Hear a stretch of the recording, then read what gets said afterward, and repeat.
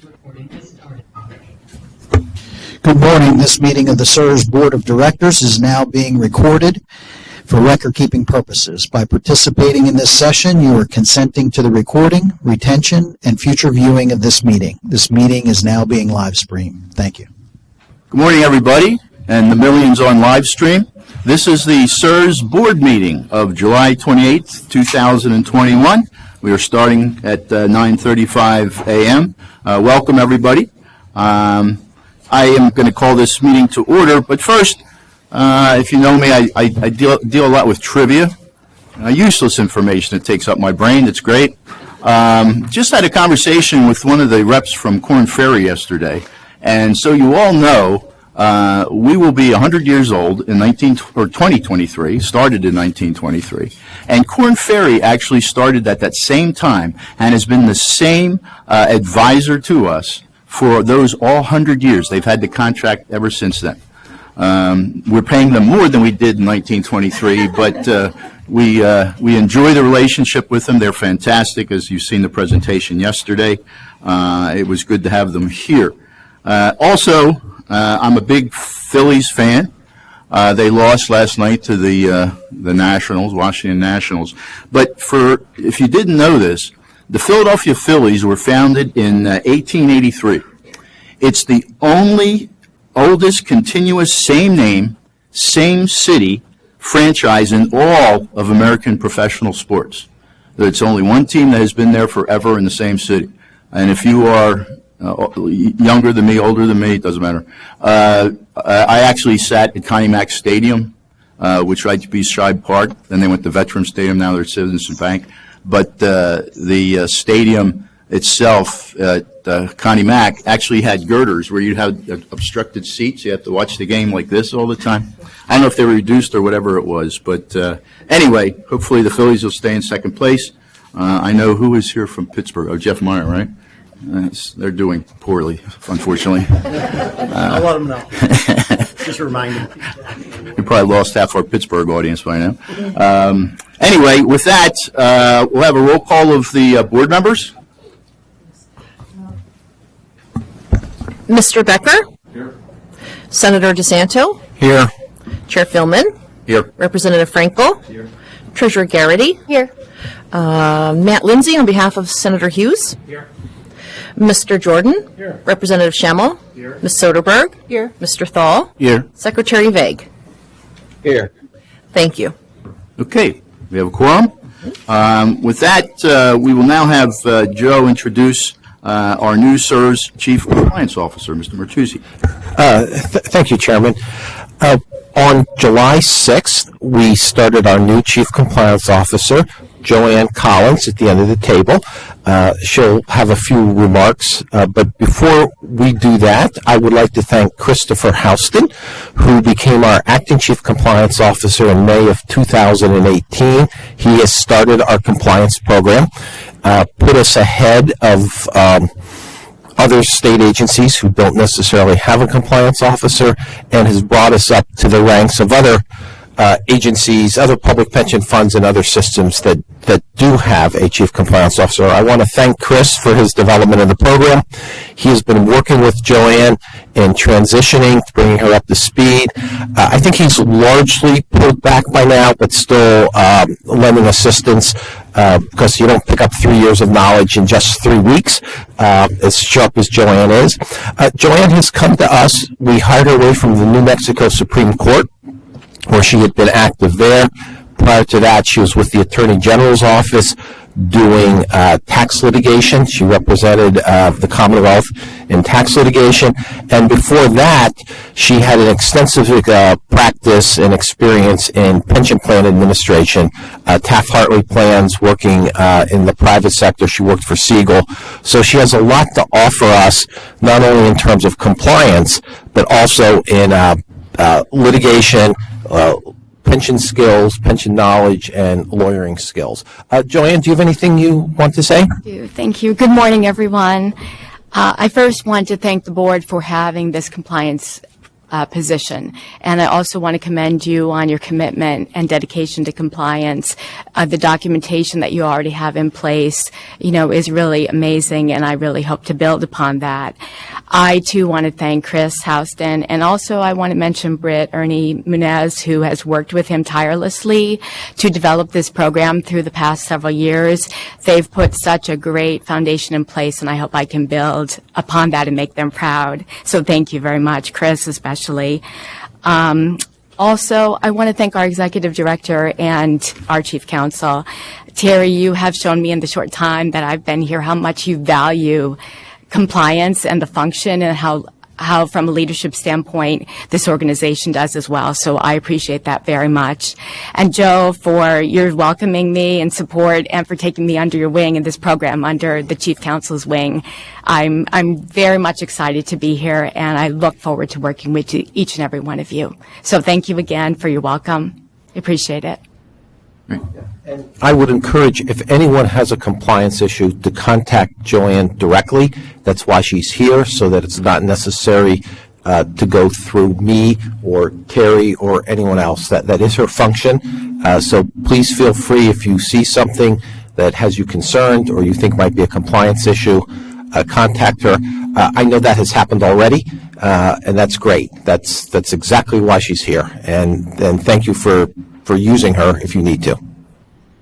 Okay. Congratulations. All right. With that, we do have some housekeeping business to do. First, I need a motion is in order to adopt the agenda for the July 28th, 2021 board meeting. Do we hear a motion? So moved. Do I hear a second? Second. Anyone in question? Seeing none, all in favor, aye. Aye. All opposed, no. Motion carried. The approval of the consent calendar. A motion is in order to approve the consent calendar items as listed for the July 28th, 2021 board meetings. Motion to that effect? So moved. Hear it? Second? Second. Anyone on the question? Seeing none, all in favor, aye. Aye. All opposed, no. Motion is carried. With that, we will go into the announcement of prior executive session, and I think Joe has this also. Yes, on July 14th. On July 14th, there was an executive session to discuss investment office personnel matters. The Sunshine Act allows an executive session to discuss any matter involving the employment, appointment, terms and conditions of employment, evaluation of performance, promotion, or disciplining of any specific prospective, current, or former employee of SCRS. And the executive session, which was held as an independent executive session, not part of a public meeting, dealt with precisely those issues regarding investment office personnel, and therefore was an appropriate executive session topic. Okay. Any questions for Joe? Seeing none, we'll now go into our committee reports. And first one is up is Chair Becker, Investments. Thank you, Mr. Chairman. We had a meeting of the Investment Committee yesterday. It was called to order at 9:31. We approved the minutes of the June 8 Investment Committee meeting. Jim Nolan, our acting CIO, provided updates on portfolio rebalancing and the fixed income transition. Jim then introduced Tom Shingler and Jay Kleffer of Callan, who led a discussion on asset allocation, and we reviewed the important changes in the 2021 capital market assumptions, and these essentially reduce expectations in both the public and private markets over the next 10 years. With this input, we discussed the current asset allocation and then a possible alternative asset allocation, and the alternative essentially, it's much more of a tweak than a significant shift in allocation. Modest increase in public equity and modest decrease in fixed income and slight decrease in real estate. And the resulting from this alternative would give us a projected 10-year compound return of a little higher than what we have now, and would slightly increase the overall risk of the portfolio. And by a vote of 9 yes, 1 no, and 1 absent, the motion was passed that the Investment Committee recommends that the board adopt the alternative target asset allocation policy. And so with that, I'd like to read the motion. I move that the board accept the recommendation of the investment committee to adopt the alternative target asset allocation policy and corresponding updates to the SERS defined benefit plans investment policy statement. The revised sections are in the attached meeting material entitled DB Plan IPS Update July 28, 2021 PDF. And so we have a motion. May I have a second, please? Okay, we have a motion and a second. Anyone on the question? Anyone on the question? Hearing none, a roll call vote? Mr. Becker? Yes. Senator DeSanto? No. Chair Philman? Aye. Representative Frankel? Aye. Treasurer Garrity? Yes. Mr. Lindsay, on behalf of Senator Hughes? Yes. Mr. Jordan? Yes. Representative Schemmel? Yes. Ms. Soderberg? Yes. Mr. Thal? Yes. Secretary Vague? Yes. Thank you. 10 yeses and 1 no. Your report? Thank you. Motion passed. Jeff Meyer then provided an update on the Funston recommendations and laid out a timeline on addressing the recommendations that have been directed to the investment committee. We did act on one recommendation that we are targeting for completion this year, and that is with regard to the term non-economic to describe SERS in-state manager, minority, and women-owned programs. By a vote of 10 yes, 1 absent, the motion was passed that the IC Investment Committee recommends that the board consider taking action. So with that, if I could read the second, I'd like to make the second motion. Go ahead. I move that the board accept the recommendation of the Investment Committee to direct the SERS Governance and Personnel Committee to consider taking action at a future meeting to recommend to the board to amend SERS fiduciary review policy to remove the term non-economic in reference to describing SERS in-state managers, minority and women-owned programs, etc., which is currently found in the list of topics included in the SERS fiduciary review policy. Been properly moved. I hear a second. I hear a second. Anyone on the question? Anyone on the question? Seeing none, roll call, please. Mr. Becker? Yes. Senator DeSanto? Aye. Chair Philman? Aye. Representative Frankel? Aye. Treasurer Garrity? Yes. Mr. Lindsay, on behalf of Senator Hughes? Yes. Mr. Jordan? Yes. Representative Schemmel? Aye. Ms. Soderberg? Aye. Mr. Thal? Aye. Secretary Vague? Yeah. Thank you. Unanimous. Unanimous vote. Go ahead. Thank you. Jeff Meyer then provided an update on SERS Strategic Plan Peer Benchmarking Initiative, and essentially this initiative is where the investment office will work with our consultants, so Callan, Stepstone, and NEPC, and comparing fees and expenses with each of the consultants' universe of managers. And the investment committee gave the approval to proceed with this initiative. Jim Nolan and Chris Houston provided a review of the investment committee charter. This resulted in 2 motions at the committee yesterday, each passed by 10 yes, one member absent. The first motion was to rescind action that was taken by the committee on February 23rd, 2021. The second motion was taking action to recommend to the board that it approve the amendments to the investment committee charter after receiving input from the board governance and personnel committee. The result of this is that the proposed changes, which are attached to our report, but they're not to be acted on by the board today at today's meeting. Instead, the Board Governance and Personnel Committee will consider these changes and make recommendations to the full board at a future meeting.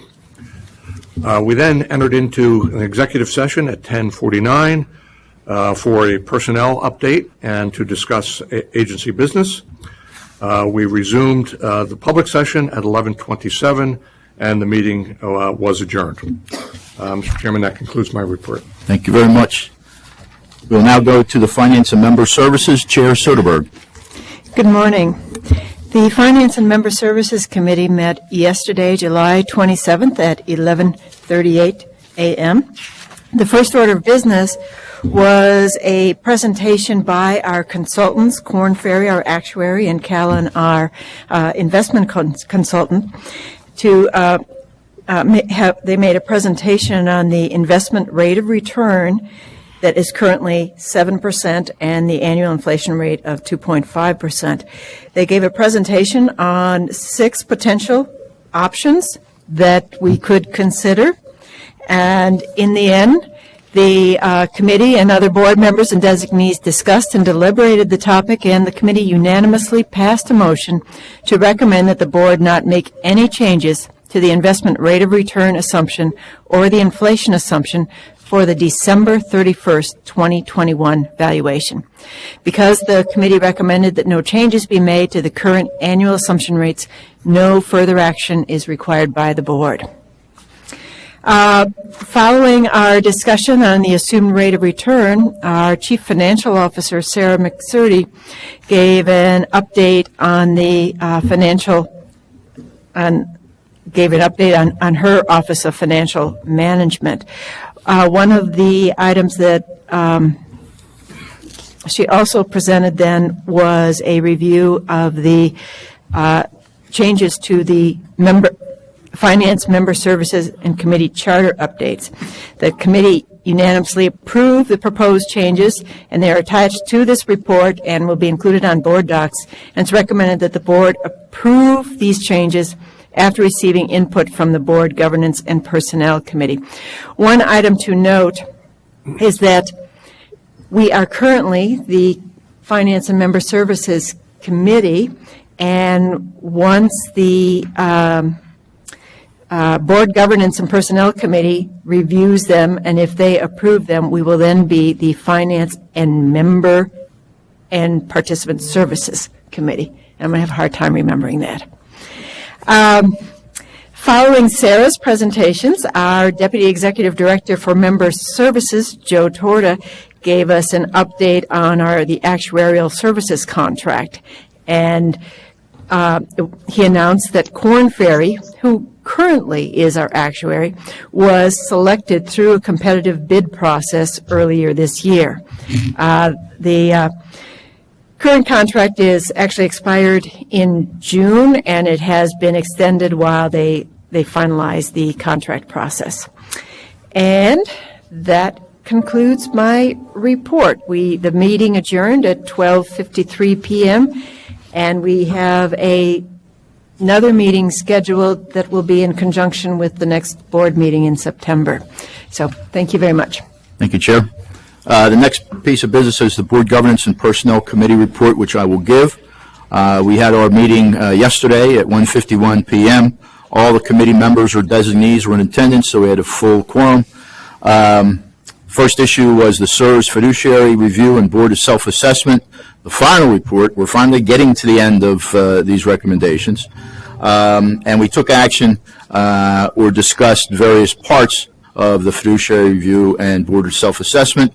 1.3 of the report, the board shall consider term limits of 3 terms or 2 years for board and committee officer positions. There was much discussion with the committee.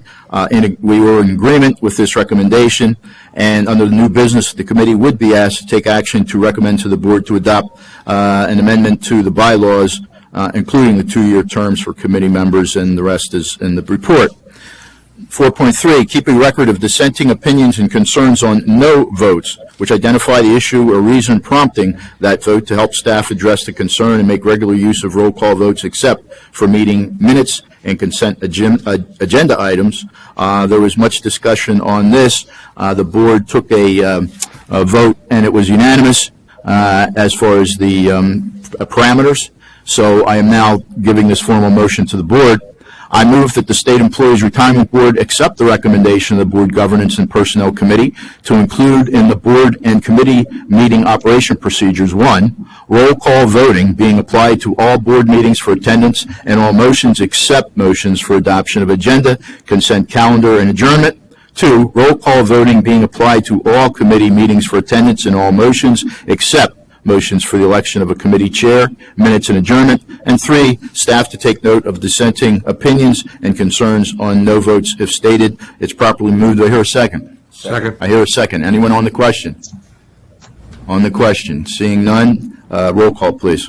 Mr. Becker? Aye. Senator DeSanto? Aye. Representative Frankel? Aye. Chair Philman? Aye. Treasurer Garrity. Yes. Mr. Lindsay, on behalf of Senator Hughes. Mr. Jordan. Representative Schemmel. Ms. Soderberg. Aye. Mr. Thal. Aye. Secretary Vague. Aye. Thank you. It's unanimous. Unanimous. Thank you very much. We continue on with the various policies, and you have it in your board report. I won't verbatim of them. 4.2 was consider a board policy regarding who can speak on behalf of the seat when both trustee, principals, and designees participate in a virtual setting. It was determined that board policy was not necessary. We were following a very good procedure at the time.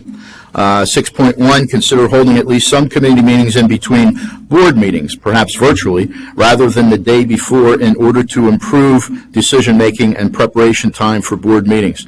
So it was determined it was best not to hold committee meetings the same day as a board meeting. Getting the minutes together for the report during the board was very difficult. It was noted that committee chairs have the flexibility to call for scheduling for committee meetings at any time, in person or virtually, subject to the Sunshine Act. Require ad hoc committees to be board committees and only board members should vote. A great deal of discussion about this, including evaluation committees to score proposals for procurements under the Commonwealth Procurement Code. It was noted that staff can participate as non-voting members of evaluation committee, but staff will work on a proposed resolution for the committee's consideration that will provide for the board chairperson approving the makeup of the evaluation committees for procurements under the Procurement Code. 6.5, 4. Have committee chairs set committee agendas and work plans with input from committee members and the executive director and executive liaison for the committee. Again, there was much discussion about this, and we will prepare a revised position description for the committee chair and assistant chair for consideration by the committee at the September 2021 meeting. 6.5, each committee with input from the executive director and committee's executive liaison should develop an annual list of policy priorities to be addressed by the committee, and those recommended policy priorities shall be approved by the full board. This was combined with 6.4 and will be reported out later. 6.6, committees should recommend the selection of independent advisors to the board within the respective areas of responsibility. Staff should not vote on these recommendations. The only committees where staff has served together with board members are evaluation committees under the Procurement Code. Staff will work on a proposed resolution for the committee's consideration that will provide for the board chairperson approving the makeup of the evaluation committees under the Procurement Code. 6.7, review committee charters at least every 3 years. After some discussion, it was decided they still retain at the every 2-year level, and we did not take any action at this time, but it could be as the committees start to settle down, we may revisit that later. Recommendations, alternative action taken. All I will do is read the headlines, and you can read the comments before. Mostly it's the staff working on these. 6.2, ensure that each committee effectively report out to full board on all key issues such as investment performance and risk and actuarial risks. 7.4, provide specific practical examples during ethics training and allow time for questions and answers. 7.5, utilize the board portal, Board Docs, to make the most recent orientation package available to all trustees and designees. 8.1, committee chairs shall be regularly briefed by their staff liaison in advance of meetings to make sure committee agendas include all desired topics and that briefings and reports are timely and relevant. So the staff will be reviewing with the committee those and any others that are still outstanding. We then went into the SERS Strategic Business Plan, an update.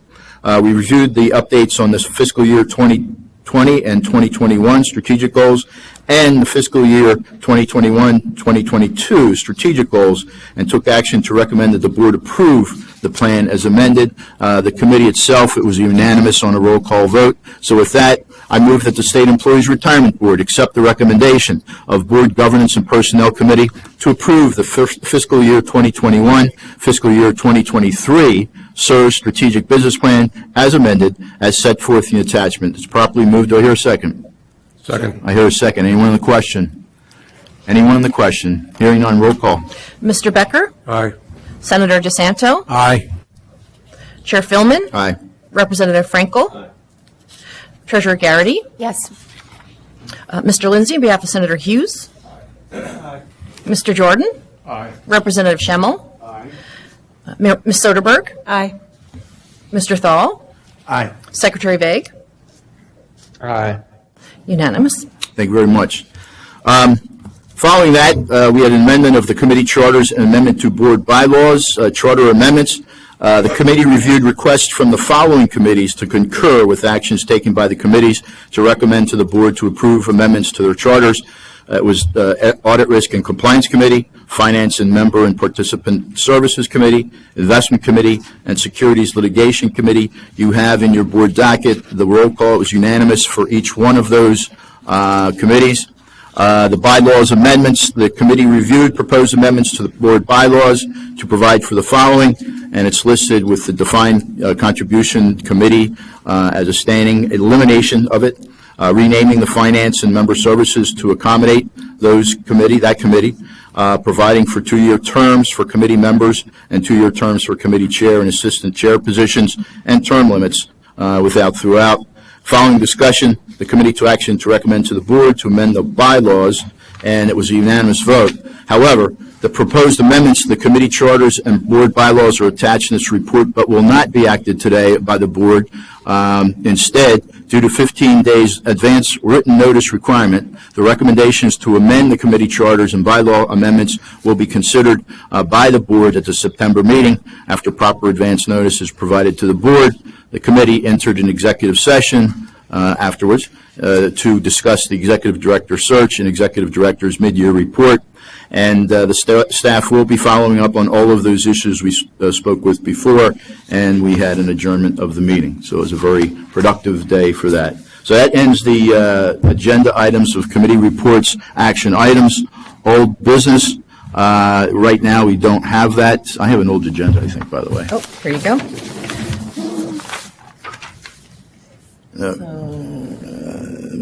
Down here. Okay. No business. Well, we're not going to do that yet. Mm-hmm. Okay. We are going to be going into executive session. With that, Joe, you want to tee that up for us? Yes. As I stated previously, the Sunshine Act allows an executive session to discuss any matter involving the employment, appointment, terms and conditions of employment, evaluation of performance, promotion or disciplining of any specific prospective, current, or future or former employee of SCRS and the board. The executive session topic is the Chief Investment Officer vacancy. That discussion clearly falls within the allowable subjects for an executive session, and therefore is a permitted executive session. Okay. I guess we did deviate from the agenda a bit. We were supposed to have the executive director. Nope, that comes next. We're good. So here we're on old business. Okay. Yep, so you're good. Okay. This isn't my first rodeo, but... It is not. Okay, we will now be going into executive session. Don, you want to make your announcement? Before we enter into the executive session, give us a few minutes to make some technical changes. And as a reminder, the public meeting will resume on this live stream connection when the executive session is completed. Do we want to do the first things first? Are we? Not so big on hunting things, but I can get into it. Is it really? Yeah. He does, like, the way he does the hunting thing, it's like, my friends who are actual hunters, like, Well, if somebody can make a copy of that, I think if I the shoot board should something, see you that. don't actually have That to would be touch it. great. Someone there. Exactly, yeah. Yeah. Can you turn this into jerky? We will return back to the live session. As a reminder, this is being recorded and live streamed. Thank you. Okay. We're back live. We did have discussion on the CIO as indicated, and we have two motions that we're going to bring before the board. The first is, I move that the State Employees Retirement Board appoints Acting Chief Investment Officer James G. Nolan as Chief Investment Officer for the State Employees Retirement Board, effective immediately, subject to 1, Board Chairman approval of a completed Pennsylvania Office of State Inspector General background investigation, and 2, any other necessary approvals, and as such, confirms that he shall have the powers and duties enumerated in the State Employees Retirement Code, as well as those which have been or are conferred upon or delegated to such office by the board. It's properly moved. I hear a second. I hear a second. Anyone on the question? Anyone on the question? Seeing none, roll call, please. Mr. Becker? Aye. Senator DeSanto? Aye. Chair Philman? Aye. Representative Frankel? Treasurer Garrity? Aye. Mr. Lindsay, on behalf of Senator Hughes? Mr. Jordan? Aye. Representative Schemmel? Ms. Soderberg? Aye. Mr. Thal? Aye. Secretary Vague? Yes. Thank you. Unanimous. Congratulations, my friend. Thank you very Very much. good, very good. Now, before you give your speech, let me do the second part. I wanted to do a thank you. Now you have time. Hold on. And there's now a motion on salary. I move that the State Employees Retirement Board set the salary of Chief Investment Officer James G. Nolan at an hourly rate of $166.16 an hour, which is translated to $325.09 annually. Properly moved. Do I hear a second? 325,000. Oh, I'm sorry. 325,009. Annually. Yeah, I see. Right. I second. It's been corrected. Thank you. Second. Anyone on the question? Anyone on the question? Hearing none. Roll call, please. Mr. Becker? Aye. Senator DeSanto? No. Chair Philman? Aye. Representative Frankel? Treasurer Garrity? Yes. Mr. Lindsay, on behalf of Senator Hughes? Mr. Jordan? Representative Schemmel? Ms. Soderberg? Mr. Thal? Aye. Secretary Vague? Yes. Thank you. 10-1. Okay. Thank you very much. Again, Jim, congratulations, and you have the mic. Go ahead. Well, I want to thank everybody, obviously, for those two motions, and it's wonderful, on the first one at least, to have a unanimous vote go for something that important, at least that important to me. But I'm going on 6 years here at CSRS and have met a wonderful group of people. It's like a family working here, and had great leadership here with this board, and Glenn's support and Terry's, and it's a very enjoyable place to work. I spent over 20 years at the Hershey Company in the investment area there, but much smaller. Coming here now, we're happy to see we're up around the $40 billion mark in assets. So it's a very challenging, in an exciting way, challenging to be part of this, and I look forward to staying on for many years to come, assuming you all have me. So thank you very much. Appreciate it. Congratulations, my friend. Very good. All right. Sure. Yes. Jim, I just want to say to you, you have all my confidence, and my no vote on the salary was only because I think it's tough to give a raise in this era and COVID from your acting CIO role, looking at our pensioners and taxpayers. And I just don't want you to think I don't have confidence in you. I voted for it, and I wish you the best, and I think you're going to prove to us it's the right decision. So Thank you for that. Thank you. Okay. Thank you. All right. With that, we now go back to our regular business. It's reports of executive director and agency staff. Terry Sanchez. Thank you. Thank you, Chairman. The first item is the results of a board adjudication that I would like to report on. The result of the notational ballot regarding the account of Paul J. Thiel. The State Employees Retirement Board has denied claimant Paul J. Thiel's request to reverse the State Employees Retirement System's determination that he forfeited his pension under the Public Employee Pension Forfeiture Act, also known as Act 140, and to retroactively reinstate his benefit. So the board denied his claim. However, the claimant has filed a timely petition for review to Commonwealth Court. The following is a summary of one order approved and a board dismissal signed by Chair Philman, pursuant to board resolutions that delegate authority to him to perform ministerial functions in uncontested matters to the board chairman. So the account of Adele Frulani was dismissed with prejudice as moot after CSRS granted claimant Adele Frulani's a permanent disability benefit, and she withdrew her appeal. The next item is a legislative update. You can find that report on board docs under item 10A, Romanet 2, if there are any questions, I'd be happy to answer any questions that you have in the legislative report. I'm not going to read it to you unless you want me to or unless you have questions. Okay. And then finally, I have a verbal administrative update on two items I wanted to bring to your attention. The first is regarding telework. And as the Commonwealth begins its transition to a regular telework from our temporary telework, CSRS is also implementing our new telework program. CSRS employees will begin a new telework schedule Tuesday, September 7th. And to get to this point, much work has been done by senior staff led by Don Bell and Katie Matthews. Work includes creating a specific CSRS telework plan and a policy consistent with the requirements of the Commonwealth's Telework Management Directive, meeting weekly with the Office of Administration staff to get valuable information on where they're headed, sharing that information with CSRS supervisors through weekly meetings with the supervisors, determining the technology, parking, and office needs. We're trying to be efficient and take advantage of the situation.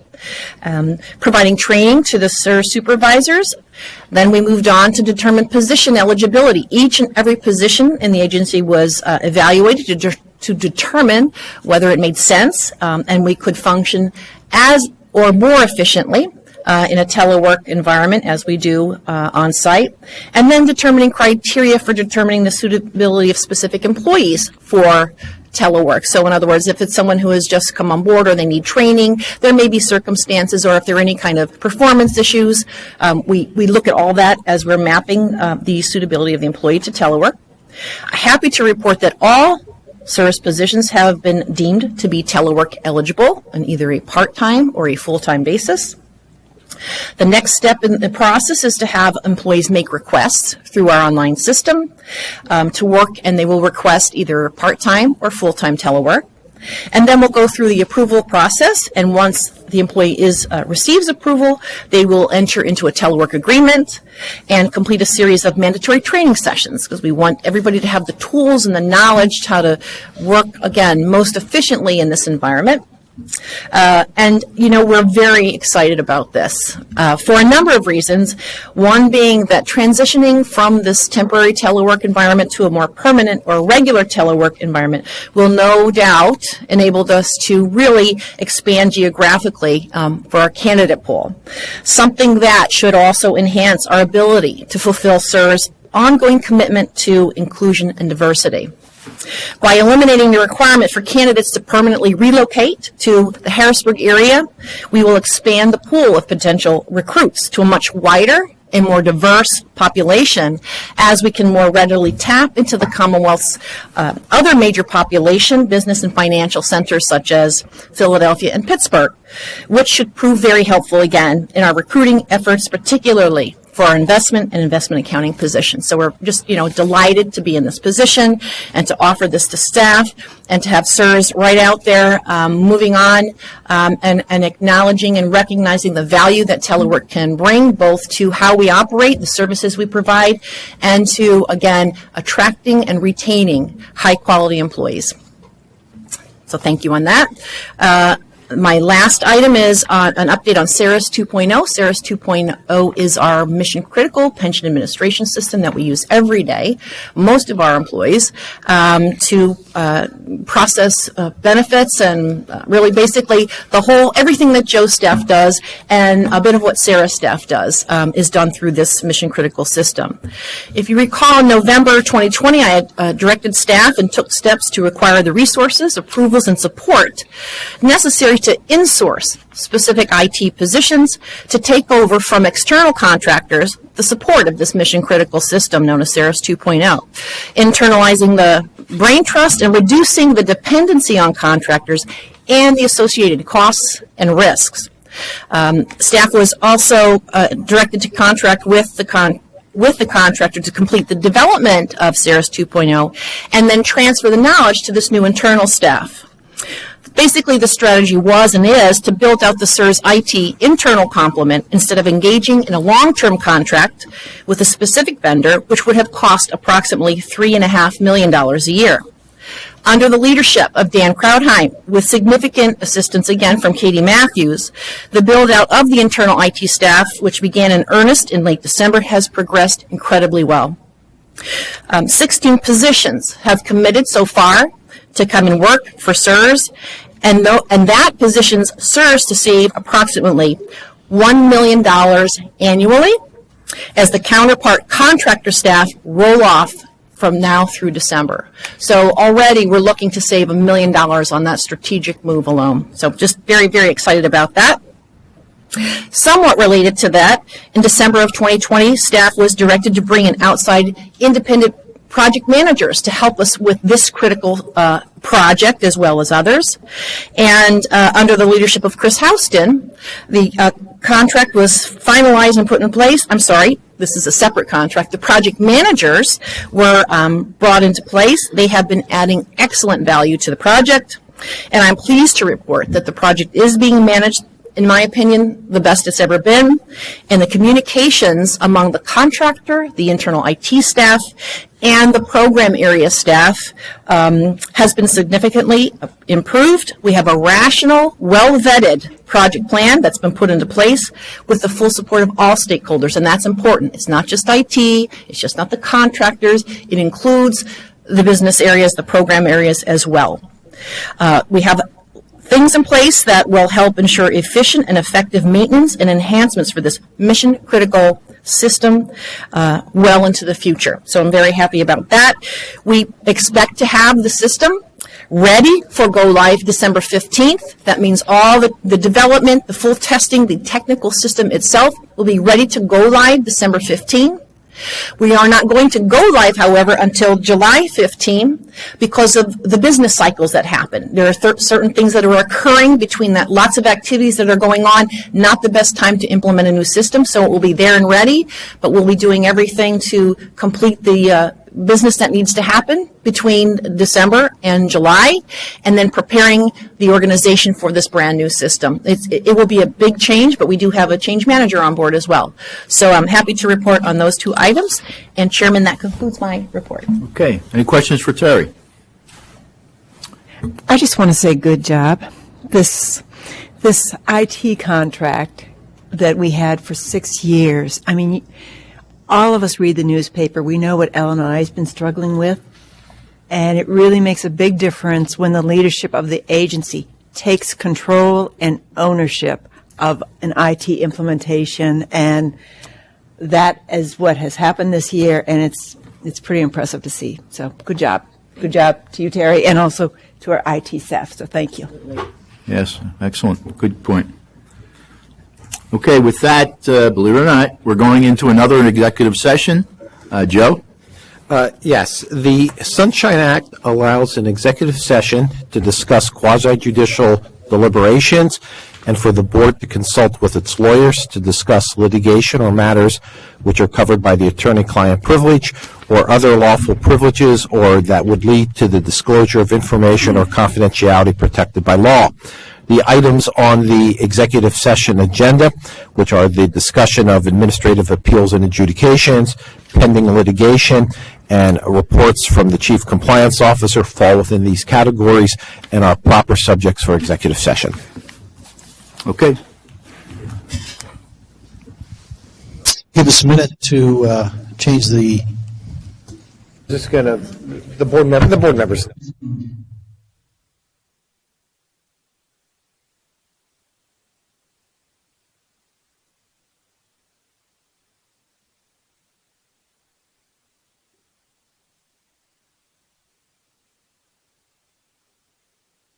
We're good?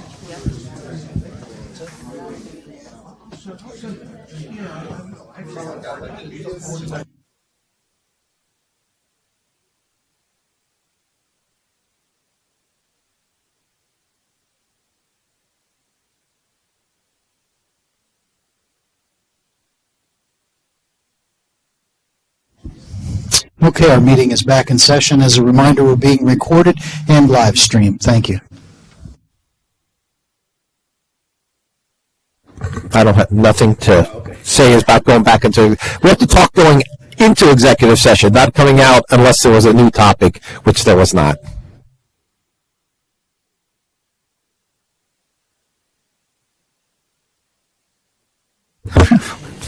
Okay, all we have now is some cleanup. It's a very productive meeting, everybody. Appreciate your time.